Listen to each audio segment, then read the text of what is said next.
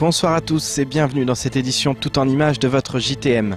À la une de ce journal, les agents de prévention qui se déploient sur le chef-lieu. Hier soir du côté de Tsunzu, des bénévoles du collectif anti-délinquance ont prouvé leur efficacité. Aux alentours de 23 h, plusieurs agents ont repéré un véhicule suspect transportant à son bord des régimes de bananes vertes. Ils ont alors tenté de le stopper, mais en vain. Néanmoins, grâce à leur alerte, l'individu a pu être neutralisé, puis arrêté par les forces de l'ordre. Une interpellation qui a mis fin à la course-poursuite et qui n'aurait sûrement pas été possible sans l'intervention en amont de ces agents de prévention. Reconnaissables à leur chasuble jaune et orange, ces derniers sillonnent les rues du chef-lieu pour davantage de sécurité. Les précisions dans ce sujet, signées Amina Ariti, Abbas Salidi et Leslie Vimenet. Comme tous les soirs depuis quelques semaines maintenant, l'équipe de nuit effectue sa ronde à l'affût de tout fait qui pourrait nuire à la vie de la cité. Actes de délinquance, violence et incivilité font donc l'objet d'une attention particulière de la part des agents de prévention bénévoles de Tsunzu, à tel point qu'il était difficile hier d'échapper à la vigilance de l'équipe de nuit. La manière si Tsunzu 2, la sécurité Tsunzu 2, avoir divisé en trois ili. Avo inusia Tsunzu 2, nusia Tsunzu 1, avo wantu lo Tsunzu 2 wakati wana actuel gari kambade ya vinge zitovi, avo wula mana yasmingoni mwasi ahiri wantu wakambade waka Tsunzu 1, wambia mbane na mzie gari yoshiko avo. L'automobiliste refuse de s'arrêter, pire, il force le passage sans considération de ce qui lui avait été demandé. Et si les agents se sont montrés insistants, c'est parce que le véhicule était rempli de régimes de bananes vertes. Une cargaison plutôt suspecte, surtout transportée à bord d'une voiture à des heures aussi tardives. Malgré la déconvenue, les agents restent convaincus que leur travail porte ses fruits.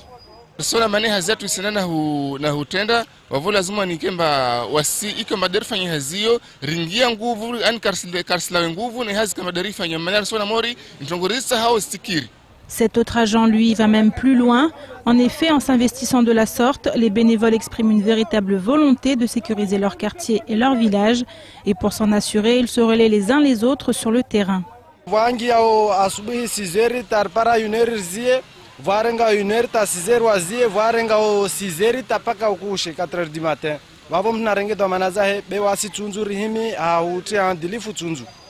Nul doute effectivement qu'il en va de la responsabilité de tout le monde, car si aujourd'hui la société civile s'est emparée du sujet, c'est pour prêter main forte à ceux qui sont chargés d'assurer la sécurité de la population. Reste à espérer que cet élan se poursuivra dans le temps et qu'il gagnera l'ensemble du département, car comme le dit le proverbe, seul on va plus vite, mais ensemble on va plus loin. Aller plus loin, c'est ce que réclame aujourd'hui la France insoumise. Après les déclarations du Premier ministre, le candidat du parti aux dernières élections législatives partielles s'est fendu d'un communiqué où il n'hésite pas à parler de trahison. Selon lui, le gouvernement tente de berner les Mahorais, de gagner du temps. Big Mickey Dadi Abdullah redoute par ailleurs que le plan qui sera annoncé dans 3 semaines ne soit qu'un énième feu de paille où il sera plus question d'études que de réalisation de grands projets. Il en veut notamment aux élus locaux qui, selon lui, n'ont pas suffisamment porté la voix des grévistes. Écoutons ses propos lors de la matinale de Kwesi. On a le traumatisme par rapport à la vie chère de 2011, oui. Parce qu'une grève de cette ampleur, en 2011, on est sorti par le bas de la crise, donc cette fois-ci, honnêtement, il ne faut pas sortir encore par le bas et on est mal parti. Parce qu'on nous fait toujours dire les contournements, etc. Il n'y aura jamais de calendrier. On dit toujours, ça va être à l'étude.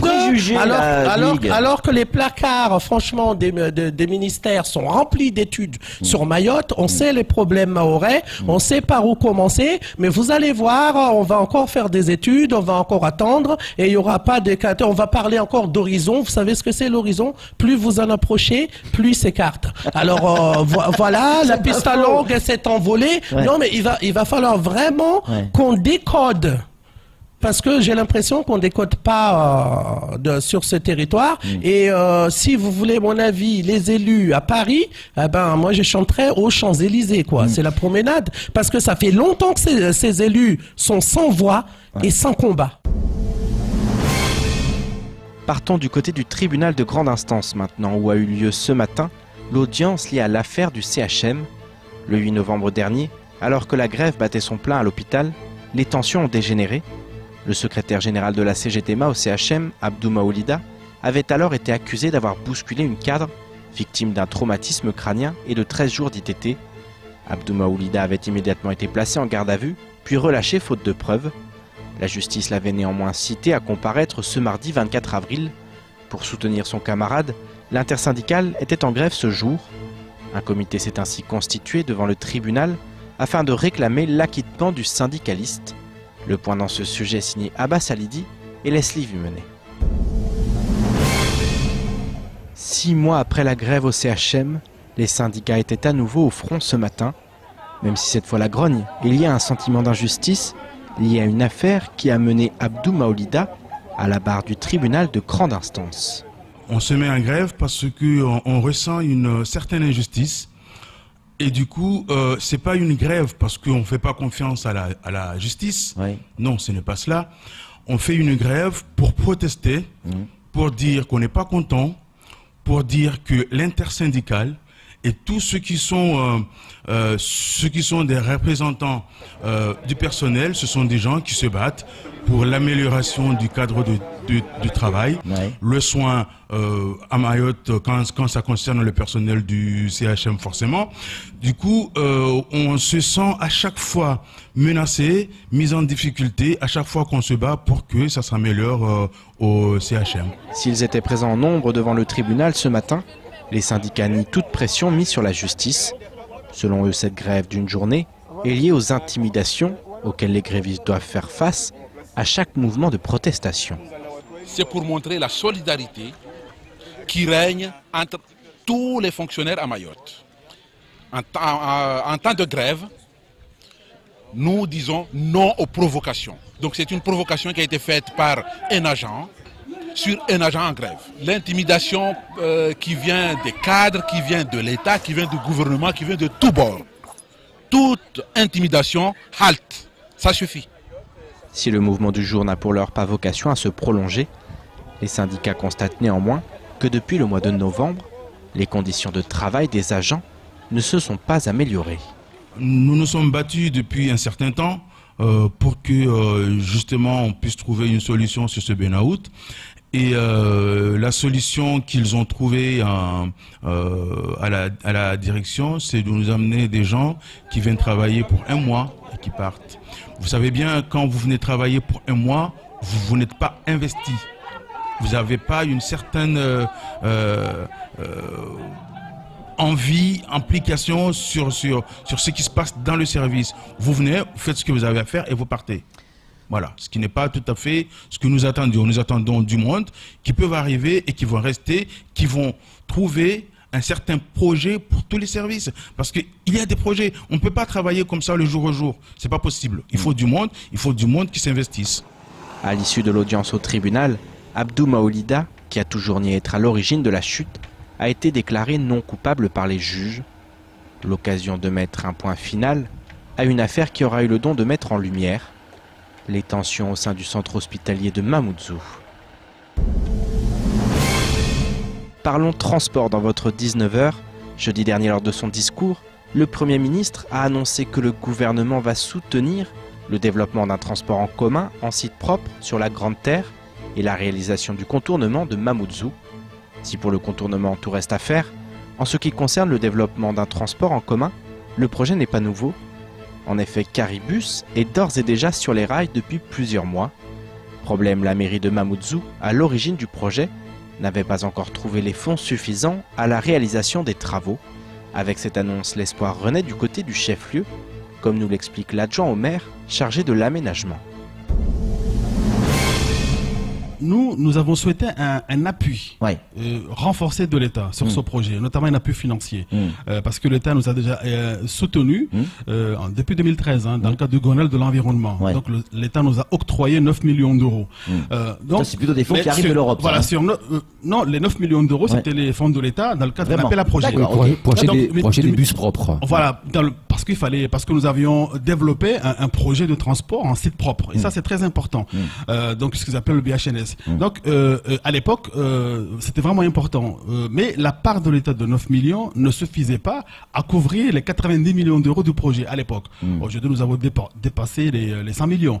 Donc, ce que nous attendions de l'État, c'était justement de revoir à la hausse sa part. Parce que souvent, on nous renvoyait au FEDER, on nous renvoyait à l'Europe, on nous renvoyait au fonds propres, on nous renvoyait à la caisse des dépôts, à l'AFD, etc., aux banques. Mais finalement, cet élément nouveau, ce discours du Premier ministre, qui vient renforcer en tout cas nos convictions et qui vient surtout nous soutenir financièrement. Je ne connais pas encore l'enveloppe qui viendrait en plus, mais je sais que là, c'est déjà pas mal. Je vous propose maintenant de faire un petit tour du reste de l'actualité locale de ce mardi 24 avril. C'est officiel, la ministre des Outre-mer sera à Mayotte du 13 au 15 mai prochain. Comme l'a annoncé le Premier ministre jeudi dernier, Annick Girardin aura à charge de présenter le document stratégique à la population mahoraise. En attendant, tous les regards sont tournés vers le Quai d'Orsay, à l'heure où les reconduites à la frontière ne sont toujours pas possibles. Cela fait désormais plus d'un mois que la diplomatie française se heurte à la décision comorienne de ne plus accueillir ses ressortissants expulsés de Mayotte. La tension monte sur le territoire, à tel point que le spectre des décasages semble raviver. En effet, la grève se poursuit et des actions de ce type sont évoquées dans les rangs des grévistes. Dimanche dernier à Mtsangamouji, une mère de 6 enfants a ainsi été chassée de son banga qui a été détruit. L'opération n'a pas été revendiquée, mais semble être l'œuvre de villageois qui ont décidé de prendre la place des autorités. La CGT Éducation a réagi suite aux déclarations du Premier ministre Édouard Philippe. Par le biais d'une lettre ouverte, le syndicat fait part de son inquiétude suite au manque de détails quant aux mesures qui seront prises prochainement en matière d'éducation. En marge de la création d'un rectorat de plein exercice et d'un plan pour accélérer le rythme de construction scolaire, la CGT attend des réponses quant aux revendications propres aux difficultés mahoraises. Le syndicat écrit ainsi, je cite, « Comment la situation pourrait-elle s'améliorer sans des renforts conséquents en personnel d'enseignement, d'éducation, de santé, de services sociaux, d'orientation, mais aussi de personnel administratif et technique. Vous avez mesuré, Monsieur le Premier ministre, selon vos termes, la profonde détresse et la réelle désespérance de la population de Mayotte. Nous ne doutons pas que vous allez, dans les prochains jours, annoncer des mesures concrètes pour l'éducation, fondement de toute société développée. » Et après cette semaine de grève générale, les entreprises du département cherchent une bouffée d'oxygène, d'autant que dans le cadre de l'application du Code du travail de droit commun, la durée légale du travail a été réduite à 35 heures pour les entreprises comptant plus de 20 salariés et au plus tard le 1er janvier 2019 pour les autres. Un manque à gagner pour les entrepreneurs, même si toutes les entreprises ayant baissé la durée du travail de leurs salariés, mais ayant gardé le même niveau de rémunération, ont la possibilité de demander une aide financière sur la base d'une convention à établir entre l'État et l'entreprise. L'aide est dégressive et son montant de 1 400 € par salarié la première année est versé à terme échu pendant une durée totale de 5 ans sur la base d'une demande renouvelée annuellement. A noter cependant que l'Agence de services et de paiement et la DIECT de Mayotte se réservent le droit de contrôler l'exactitude des informations fournies. C'est ainsi que s'achève cette édition. Merci à vous de nous avoir suivis. Pour continuer à suivre l'actualité locale, rendez-vous sur notre site l'infoquesie.fr. Bonne soirée à tous et rendez-vous dès demain 6 h avec toute l'équipe de la matinale.